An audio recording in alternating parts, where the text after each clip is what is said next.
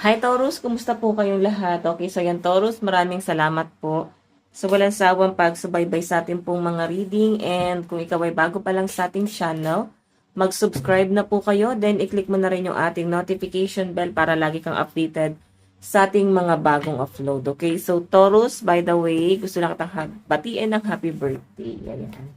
Ano handa nyo ngayon? Okay, ano handa nyo ngayong week na to sa mga may magbe-birthday ngayong week na to at sa mga susunod pang mga araw? Okay, so Taurus, tignan natin na may mga possible na ganap sa inyo this week. Taurus, Sun, Moon, Rising, and Venus sign. Taurus, Sun, Moon, Rising, and Venus sign. Okay, so guys, meron tayong, conflict. Ang gulo ng isip ng mga Taurus. Hindi mo palagay, no? Parang bigla na lang talaga kayong nag-relapse. Bigla na lang kayo naguluhan sa nararamdaman mo ngayon, sa nangyayari sa buhay mo ngayon. Ayan. Naku, Taurus.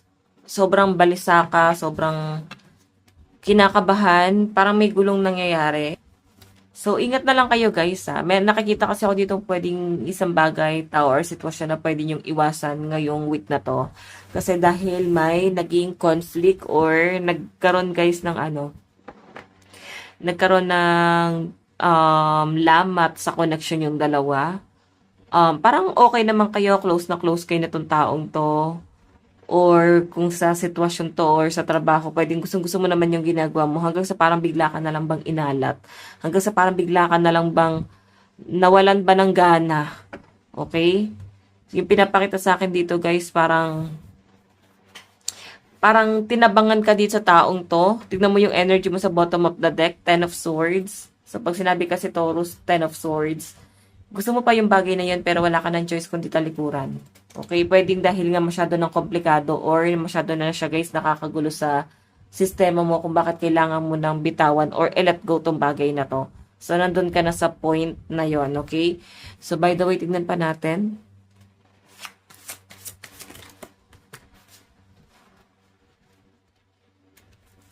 Okay, tinag-flip, nalaglag na card mo. Oops.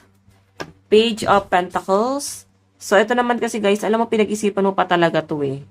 Kung dapat mo bang i-let go or tama bang i-act mo tong bagay na to. Bigla ka na lang tumalikod or mag-walk out dito sa bagay na to. Pwede pinag-isipan mo pa siya. Pero, I think dahil mas umiral na talaga sa inyo na masyado ng komplikado tong bagay na to. So, itutuloy mo na siya. So, ngayong week na to, Taurus, may mangyayari. May mangyayari dito na parang hindi mo naman din gusto na mangyari pero nangyayari. Okay, so again, tignan pa natin. Additional message.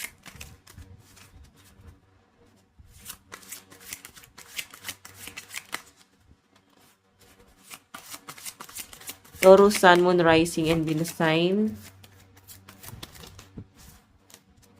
Okay, so meron tayong King of Swords. May someone na parang manlalamang sa inyo ngayong week na to. Ingat ka ha, kasi baka akala mo nakatipid ka or akala mo, guys, naging practical ka sa ginawa mo. Pero sa totoo lang, guys, mukhang nilamangan ka nitong taong to. So, yung mga taong mapanglamang, guys, talagang walang konsensya yan, no? Then, parang mababasa mo rin agad. Yung energy mo kasi, guys, is Ace of Swords. So, pwedeng naramdaman mo rin naman agad. Okay, so yan, no? Pag-iisipan mo talagang mabuti. Ididistract ka nitong taong to. Ididistract ka niya, kumbaga parang may panglalamang talaga, guys. Ganun yung nasa-sense ko dito. So, don't worry, kasi mukhang hindi ka naman niya, guys, mabibiktima, kasi mukhang mas matalino ka sa taong to. And again, guys, pagdating sa relationship, may tukso ko nakikita paparating dito na pag hindi mo na iwasan, ikaw yung mas mahihirapan. Kaya ito siguro lumabas na unang card mo eh. Naguguluhan ka sa mga nangyayari sa buhay mo, sa love life mo. Parang nandun ka sa point na yun na naguguluhan ka na, hindi mo na alam sino paniniwalaan mo, ano dapat mong pakinggan, ano dapat mong paniwalaan. Ganun yun nasa sense ko. So, dapat nasa gitna ka lang. Wala ka naman dapat paniwalaan dyan. So, again, Taurus, Sun, Moon, Rising, and Venus sign. Additional message.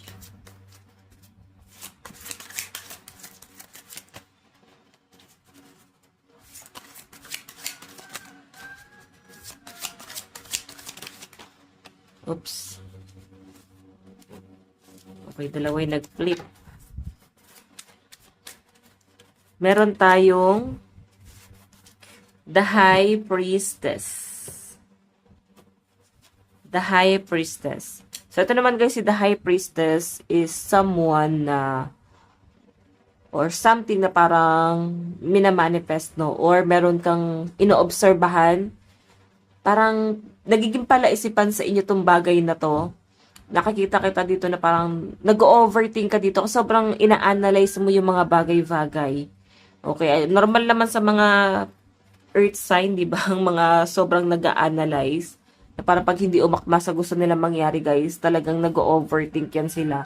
So, this week, guys, may mga pag-overthink ka dito. Okay, tignan pa natin. And, ayan, nagkakaroon kayo, guys, ng sleepless night. Parang kailangan mo ng katuwang or someone na tutulong sa inyo, guys, para hindi masyado mag-isip-isip. Or siguro kung ano man yung mga nagiging libangan mo sa madaling araw na nagkukos kung ba't hindi ka nakakatulog ng maayos, guys. Iset aside mo na yan, okay? Kung yung cellphone na nagpapabagal sa pagtulog mo, guys, set aside mo na yan. Kasi nagkakaroon ka ng sleepless night. Kasi parang kailangan mo ng tulog eh. At ng pahinga talaga. Pero yun na nga, parang di nagagawa. Tingnan natin. Meron tayong Page of Wands. Wow. Bagong emosyon na pwedeng maramdaman nyo ngayong week na to. Yan yung nasasagap ko dyan, guys. Okay, so, Taurus, may bagong parang magpapasaya sa inyo. Siguro may darating or may mangyayari ngayong week na to, guys, na magpapaligaya sa puso mo or parang bibigyan kanya, guys, ng happiness. Ganun yun nararamdaman ko dito and masyado ka ma-overwhelmed dito sa happiness na pwedeng ma-feel mo ngayong week. Okay, so bibigyan kita ng advice, Taurus. Taurus, Sun, Moon, Rising, and Venus sign.